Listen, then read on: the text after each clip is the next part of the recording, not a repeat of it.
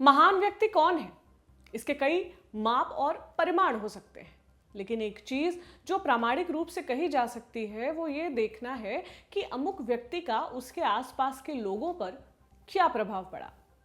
नमस्कार, मेरा नाम प्रतीक्षा है और आप देख रहे हैं तारीख, जिसमें हम सुनाते हैं उस तारीख से जुड़ी हुई भारत की ऐतिहासिक कहानियां। आज 12 जनवरी है और आज की तारीख का संबंध है स्वामी विवेकानंद से।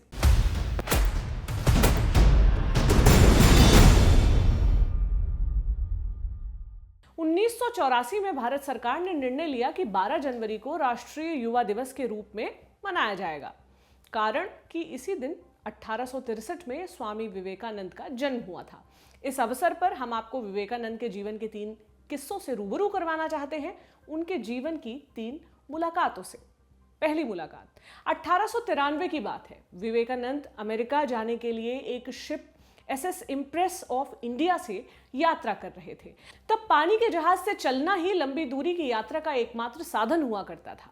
शिप का रूट जापान से कनाडा तक था और स्वामी विवेकानंद के साथ एक और व्यक्ति इस शिप पर सवार था, जो थे जमशेदजी टाटा। टाटा सिल्क के कारोबार के लिए जापान पहुंचे थे और वहां से आगे कारोबार के सिलसिले में शिकागो जा रहे थे।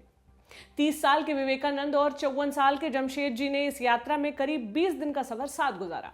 हालांकि तब स्वामी विवेकानंद उस तरह फेमस नहीं हुए थे, बल्कि जमशेद जी भी उन्हें सिर्फ एक सन्यासी के तौर पर जानते थे। इस यात्रा के दौरान जमशेद जी ने विवेकानंद को बताया कि वो भारत में स्टील इंडस्ट्री लाना चाहते हैं। तब स्वामी विवेकानंद ने जमशेद जी से कहा कि रॉ मटेरियल के धंधे से वो पैसा तो कमा लेंगे, लेकिन इससे देश का भला नहीं होगा। उन्होंने सुझाव दिया कि भारत में उत्पादन की टेक्नोलॉजी आनी चाहिए ताकि भारत दूसरों पर निर्भर ना रहे। इस बात का जिक्र टाटा बिजनेस घराने से जुड़ी वेबसाइट पर दिया गया है। इस दौरान दोनों के बीच एक रिसर्च इंस्टीट्यूट खोलने को लेकर भी चर्चा हुई। इसके बाद दोनों अपने अपने रास्ते चले गए। 1897 में जब विवेकानंद भारत लौटे तब उनका बहुत नाम हो चुका था। टाटा अब तक एक रिसर्च इंस्टीट्यूट खोलने का मन बना चुके थे। उन्होंने 23 नवंबर 1898 को स्वामी विवेकानंद के नाम एक पत्र लिखा। शिप पर हुई मुलाकात का जिक्र करते हुए टाटा ने उन्हें रिसर्च इंस्टीट्यूट की याद दिलाई, जिसके बारे में दोनों के बीच चर्चा हुई थी। टाटा ने इस मामले में उनका समर्थन किया और उनसे निवेदन किया कि वो युवाओं को इस मुहिम में जोड़ने के लिए एक पैम्फलेट छापे, जिसका पूरा खर्च टाटा उठाएंगे। विवेकानंद इन दिनों रामकृष्ण मिशन के काम में बिजी थे, इसलिए पैम्फलेट तो नहीं छप पाया, लेकिन उन्होंने अपनी शिष्या सिस्टर निवेदिता को जमशेद जी से मिलने भेजा और रामकृष्ण मिशन के अंग्रेजी अखबार प्रबुद्ध भारत के जरिए इस इंस्टीट्यूट के लिए समर्थन इकट्ठा किया। सिस्टर निवेदिता और जमशेद जी ने मिलकर एक रिसर्च इंस्टीट्यूट का खाका तैयार किया। टाटा ने पूरे 30 लाख रुपए देने का ऐलान किया और सरकार के पास प्रस्ताव भेजा, लेकिन वायसरॉय लॉर्ड कर्जन ने इस प्लान को रद्द कर दिया। इसके बाद सिस्टर निवेदिता 1901 में लंदन गई और वहां जाकर इंस्टीट्यूट के लिए समर्थन जुटाने की कोशिश की। उन्होंने वहां एक एजुकेशन डिपार्टमेंट के सर जॉर्ज बिरवुड से मुलाकात की। बिरवुड ने कलकत्ता और बॉम्बे यूनिवर्सिटी की बदहाली का हवाला दिया और मदद से इनकार कर दिया। तब सिस्टर निवेदिता ने पैट्रिक गेडेस से मदद मांगी। गेडेस तब जाने माने समाजशास्त्री और बायोलॉजिस्ट थे। गेडेस खुद भी विवेकानंद से मिल चुके थे। दोनों की मुलाकात साल 1900 में पेरिस में हुई थी। गेडेस की एक आंख में कुछ दिक्कत थी, जिसके चलते वो हमेशा परेशान रहते थे। जब इस बारे में उन्होंने विवेकानंद को बताया तो विवेकानंद ने जवाब दिया, professor be mind minded not I minded, यानी प्रोफेसर दिमाग पर ध्यान दीजिए, आंख या अहम पर नहीं। गेडेस विवेकानंद से बहुत प्रभावित थे, इसलिए सिस्टर निवेदिता के कहने पर उन्होंने रिसर्च इंस्टीट्यूट के लिए सरकार में पैरवी की।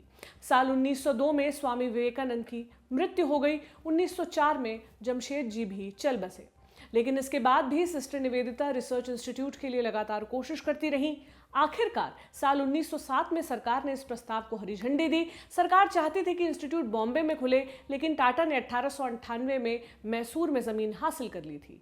मैसूर के महाराजा कृष्णा जी वाडियार इंस्टीट्यूट के लिए 372 एकड़ जमीन देने को तैयार हो गए थे, जिसके बाद 1909 में Indian institute of science Bangalore अस्तित्व में आया और आने वाले सालों में भारत का प्रीमियर शिक्षा संस्थान बना।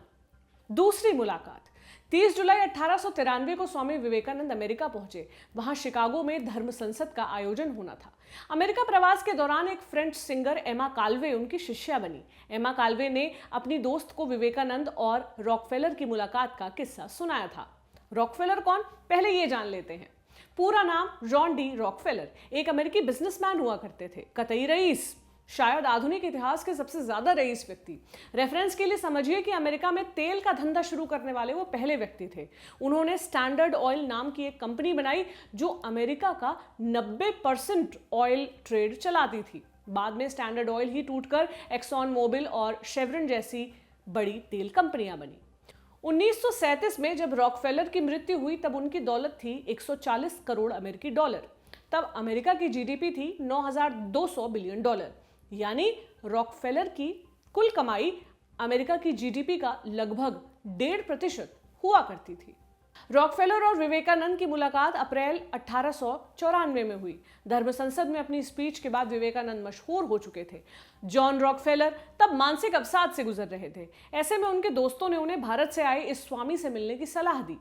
विवेकानंद अपने एक सहयोगी के यहाँ ठहरे हुए थे जो रॉकफेलर का दोस्त हुआ करता था। एक दिन जब रॉकफेलर अपने दोस्त से मिलने पहुंचे तो पता चला विवेकानंद यही ठहरे हुए हैं। रॉकफेलर सीधे उनके कमरे में घुसे। तब रॉकफेलर की हैसियत ऐसी थी कि राष्ट्रपति भी उनको नजरअंदाज नहीं कर सकता था। विवेकानंद किताब पढ़ रहे थे, उन्होंने रॉकफेलर की तरफ ध्यान ही नहीं दिया। अंत में जब ध्यान दिया तो दोनों में बात शुरू हुई। विवेकानंद को एहसास हुआ कि रॉकफेलर अकूत धन संपत्ति के मालिक हैं, लेकिन फिर भी दुखी और निराश हैं। विवेकानंद ने उनसे कहा, तुम्हारे पास अगर इतना पैसा है तो क्या इसका मतलब है कि तुम दूसरों से ज्यादा बुद्धिमान हो? हाँ बिल्कुल, रॉकफेलर ने जवाब दिया। विवेकानंद ने तब उनसे कहा, तुम एक आम आदमी से 10 गुना समझदार हो सकते हो, लेकिन तुम्हारी दौलत उससे 1000 गुना है। साथ ही ये सुझाव देते हुए कहा, क्यों ना तुम इस पैसे का इस्तेमाल लोगों की मदद के लिए करो। रॉकफेलर को लगा, क्या बकवास कर रहा है ये आदमी, औरों को पैसे देने से मेरी क्या मदद होगी। रॉकफेलर उठे और चलते बने। एक हफ्ता गुजरा, रॉकफेलर ने दोबारा विवेकानंद से मिलने का निश्चय किया। कमरे में दाखिल होते ही उन्होंने विवेकानंद की टेबल में एक कागज का टुकड़ा रखा। उसमें वो रकम थी जो रॉकफेलर ने चैरिटी के लिए दान की थी। बोले, ये रहा, अब तो तुम संतुष्ट हो गए होगे, अब इसके लिए तुम मुझे धन्यवाद कह सकते हो। स्वामी विवेकानंद ने टुकड़ा उठाया, बोले, धन्यवाद तुम्हें मेरा करना चाहिए। बाद में रॉकफेलर ने रॉकफेलर फाउंडेशन नाम की एक चैरिटी संस्था की स्थापना की और अमेरिका के सबसे बड़े फिलैंथ्रोपिस्ट के तौर पर जाने गए। 1950 में रॉकफेलर फाउंडेशन की मदद से पुणे में वायरस रिसर्च लैब की स्थापना हुई और फाउंडेशन ने भारत में एग्रीकल्चर रिसर्च के लिए मदद देने का काम भी किया। ऐसा तो नहीं कहा जा सकता कि रॉकफेलर की चैरिटी का समस्त श्रेय स्वामी विवेकानंद को मिलता है, लेकिन इतना जरूर है कि विवेकानंद से मुलाकात का उनकी सोच पर गहरा असर पड़ा था। तीसरी मुलाकात 1896 में अमेरिका में एक नाटक मशहूर हुआ था। नाटक का नाम था इज़िएल। सैरा बर्नहार्ट नाम की एक एक्ट्रेस मुख्य भूमिका में थी और फ्रेंच भाषा के इस नाटक की विषय वस्तु थी बुद्ध का जीवन। नाटक में बुद्ध जब ध्यान में मग्न थे तब इज़िएल नाम की एक लड़की बुद्ध को रिझाने की कोशिश करती है। फरवरी 1896 में स्वामी विवेकानंद इस नाटक को देखने पहुंचे। धर्म संसद में अपने भाषण से वो काफी लोकप्रिय हो चुके थे। सैरा बर्नहार्ट ने दर्शक दीर्घा में स्वामी विवेकानंद को बैठे देखा। नाटक खत्म होने के बाद उन्हें मुलाकात के लिए बुलाया। इत्तेफाक ये कि इस दौरान मशहूर वैज्ञानिक और इनोवेटर निकोला टेस्ला भी वहां मौजूद थे। यहीं पर टेस्ला और स्वामी विवेकानंद की पहली मुलाकात हुई। 39 साल के टेस्ला तब तक एसी मोटर का आविष्कार कर चुके थे और निकोला टेस्ला कंपनी भी खोल चुके थे। इत्तेफाक था कि इससे कुछ दिन पहले ही स्वामी विवेकानंद ने एक पत्र लिखा था जिसमें उन्होंने टेस्ला का जिक्र किया था। विवेकानंद रचनावली वॉल्यूम 5 में इस पत्र का जिक्र है। विवेकानंद लिखते हैं, मिस्टर टेस्ला सोचते हैं कि वो मैथ्स की इक्वेशन से बल और पदार्थ का ऊर्जा में ट्रांसफॉर्मेशन साबित कर सकते हैं। मैं अगले हफ्ते उनसे मिलकर उनका ये नया गणितीय प्रयोग देखना चाहता हूँ। इसी पत्र में वो आगे कहते हैं कि टेस्ला का ये प्रयोग वेदांत की साइंटिफिक रूट्स को साबित कर देगा, जिसके मुताबिक ये पूरा विश्व अनंत ऊर्जा का ही रूपांतरण है। दोनों के बीच ठीक ठीक क्या बात हुई ये किसी जगह पर दर्ज नहीं है, लेकिन बाद में टेस्ला के लेखन और रिसर्च पर इस मुलाकात का प्रभाव दिखता है। 1907 में टेस्ला ने मैन्स ग्रेटेस्ट अचीवमेंट शीर्षक के साथ एक लेख लिखा। इसमें उन्होंने आकाश और प्राण जैसे संस्कृत शब्दों का प्रयोग किया है। टेस्ला लिखते हैं, सभी पदार्थ मूल रूप से एक ही तत्व से निकले हैं और इस तत्व की कोई शुरुआत नहीं है। संपूर्ण आकाश में यही फैला हुआ है और यह तत्व जीवन देने वाले प्राण या रचनात्मक ऊर्जा से प्रभावित होता है। इसके अलावा अंतरराष्ट्रीय टेस्ला सोसाइटी के अध्यक्ष रहे टॉबी ग्रोट्स का एक आलेख है जिसमें ग्रोट्स टेस्ला और विवेकानंद की मुलाकात का जिक्र करते हैं। हालांकि टेस्ला पदार्थ और ऊर्जा के संबंध को स्थापित करने में कामयाब नहीं हो पाए थे, लेकिन वेदांत दर्शन के प्रभाव के चलते इस पर उनका पक्का भरोसा था। बाद में वैज्ञानिक एल्बर्ट आइंस्टाइन ने पदार्थ ऊर्जा संबंध समीकरण को साबित किया था। 1897 में भारत लौटकर स्वामी विवेकानंद के लेक्चर्स में भी टेस्ला का जिक्र मिलता है। एक जगह वो कहते हैं, वर्तमान के कुछ सबसे बुद्धिमान वैज्ञानिकों ने वेदांत के विज्ञान सम्मत होने को स्वीकार किया है।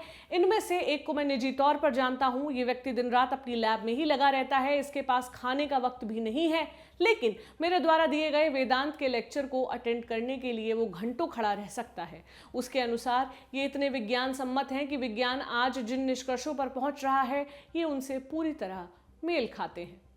स्वामी विवेकानंद को जानने के लिए उनके बारे में पढ़ा जाना जरूरी है, लेकिन उससे भी ज्यादा जरूरी है कि हम उनके लिखे, उनके कहे को भी पढ़ें। इसी उम्मीद के साथ कि आप मन से सदा युवा बने रहेंगे, ललन टॉप परिवार की ओर से आप सभी को राष्ट्रीय युवा दिवस की हार्दिक शुभकामनाएं।